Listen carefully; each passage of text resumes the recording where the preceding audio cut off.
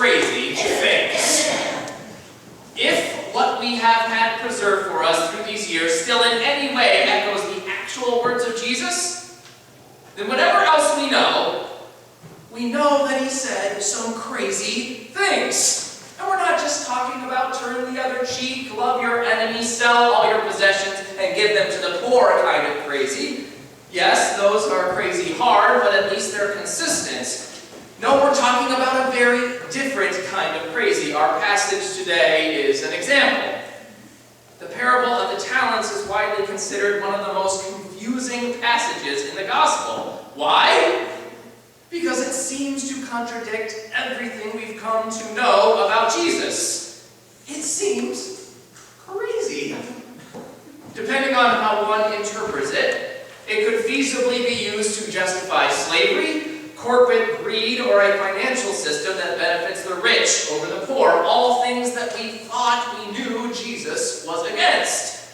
For all those who have, more will be given, and they will have an abundance. But from those who have nothing, even what they have will be taken away.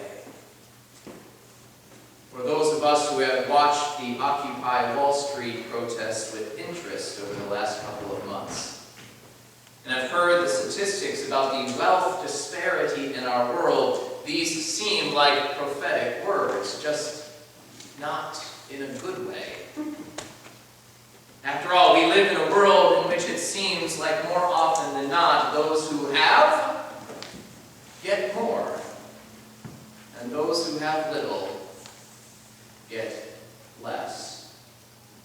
You need only look at the way our educational system works for an example. But before we tear this page out and ignore it, or abandon this whole project altogether, perhaps, just perhaps, we owe Jesus the benefit of the doubt. And so today, on this Consecration Sunday, on this day during which we consider together how our gifts will be used for the church in the coming year, let's give Jesus a little room to be crazy as we listen together at the parable of the talents.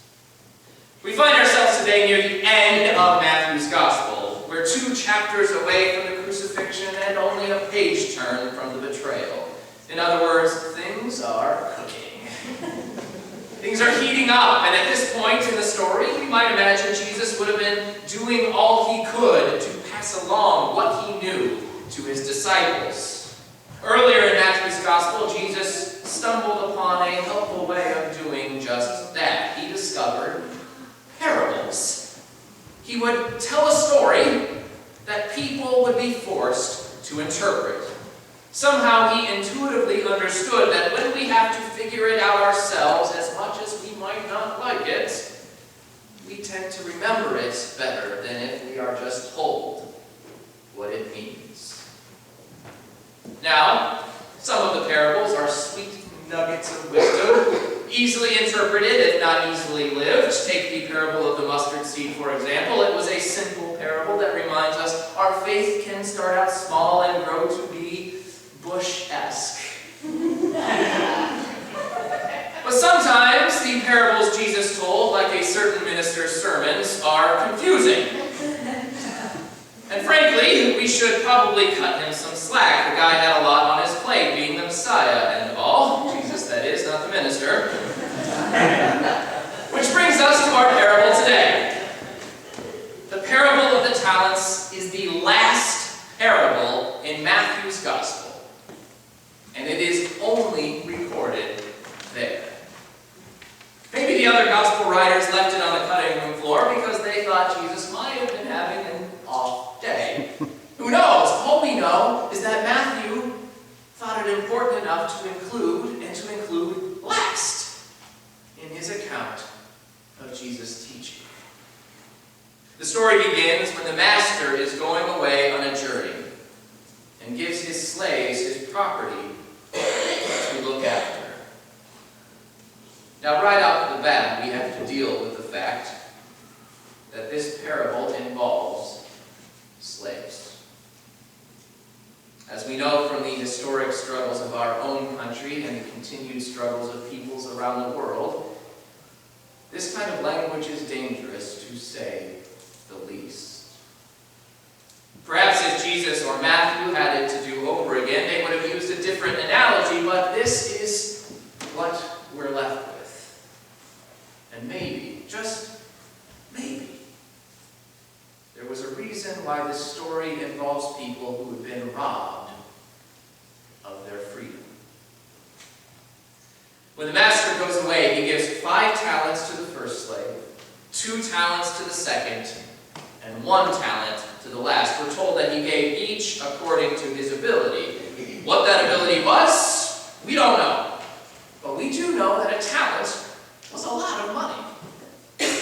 Some estimations put a talent as about 20 years' worth of wages.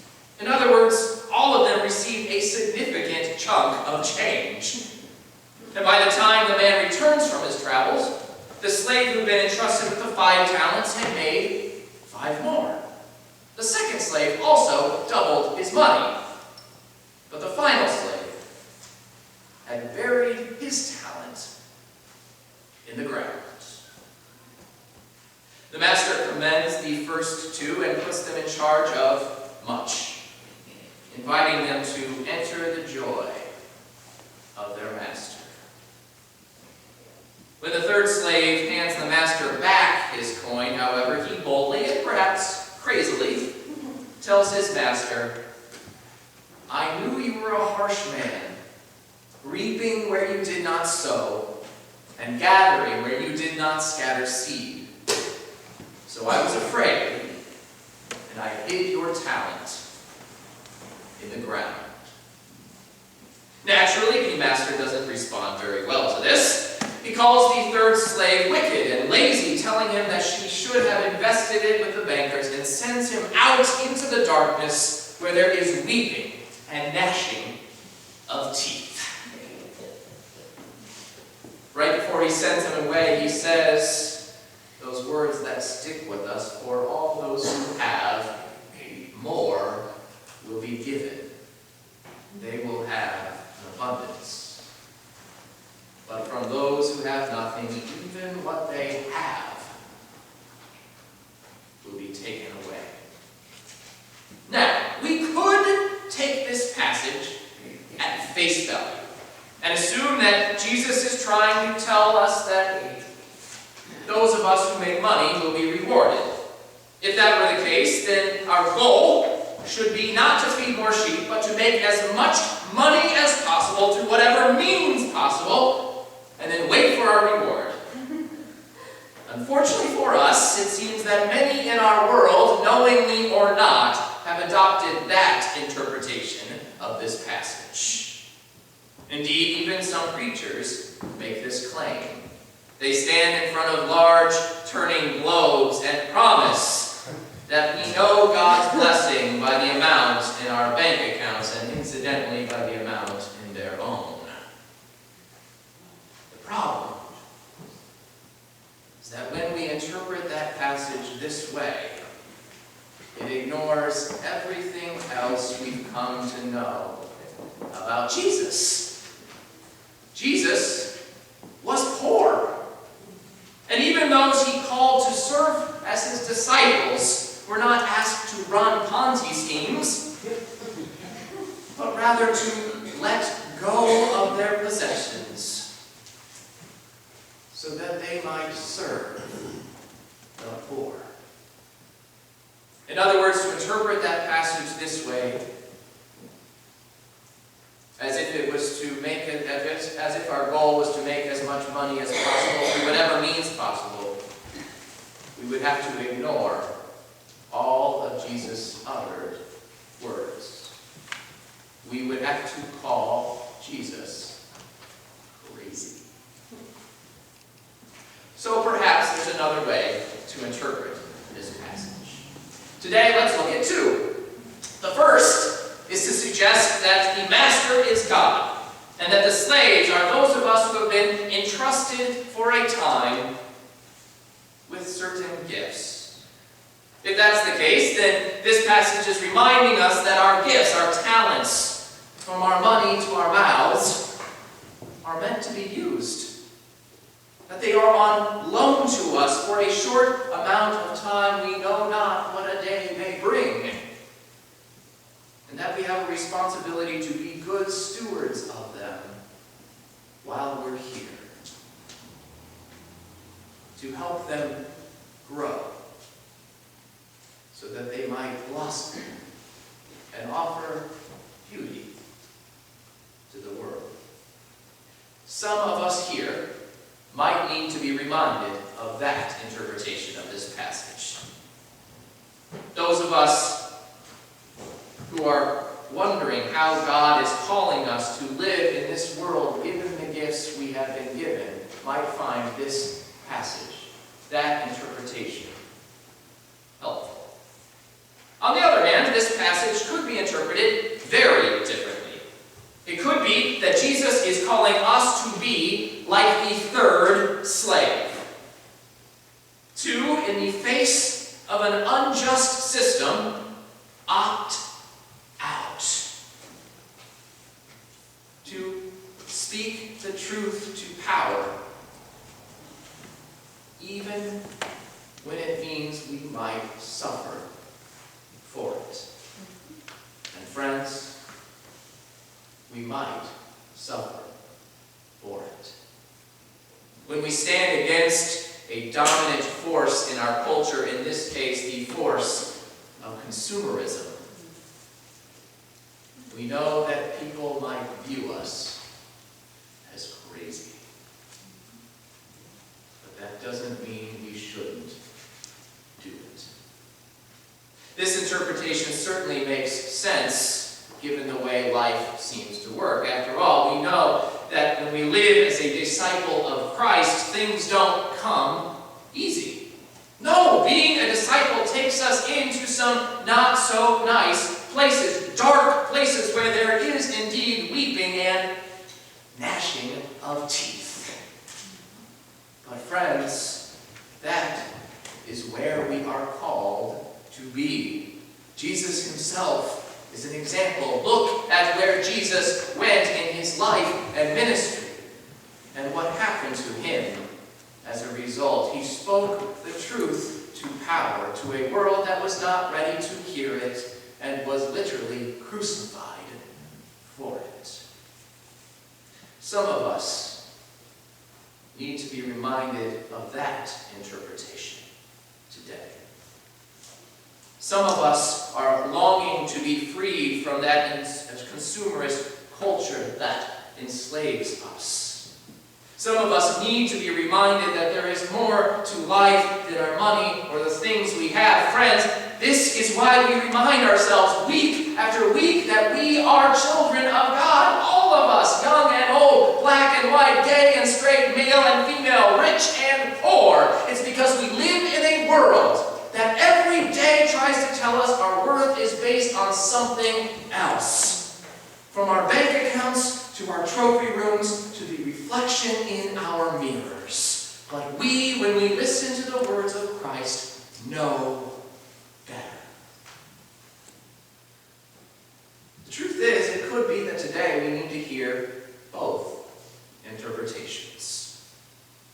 Maybe we need to be reminded that the gifts we have are on loan to us for a moment, and that we ought to use them. But maybe we also need to be reminded that the way we use them matters. That it is perfectly possible to misuse the gifts that God has given us. Friends, we have each been given different gifts from God. Some of us have the gift of music. Some of us have the gift of numbers. Some of us have the ability to teach, to heal, to parent, to preach, to parent, to listen, to speak. The point is, all of those gifts are meant to be used well. They're meant to be used to help bring about what Matthew calls the kingdom of heaven. That hope for for the world in which none of us are slaves. But today wouldn't be Consecration Sunday if we didn't recognize that the money we have is one of those gifts that's meant to be used well. Friends, each of us have talents, gifts, things that we can offer to this church in the interest of the kingdom of God. Some of that is money. Tithing is our goal, giving 10% of our income to the church. Emily and I are committing to tithing again this year. It is our hope that some here will commit to do the same. Others of us will today commit to offering some portion of a tithe in the year ahead. But friends, all of us, each and every one of us who is gathered here today, has the opportunity to commit our gifts, whatever they might be, to God. But it's going to take some work. It takes an effort to find our gift and then to figure out how it might best be used. The good news is that we're in it together. And friends, if we were all able to do this together, the world might call us crazy. But like Jesus, our hope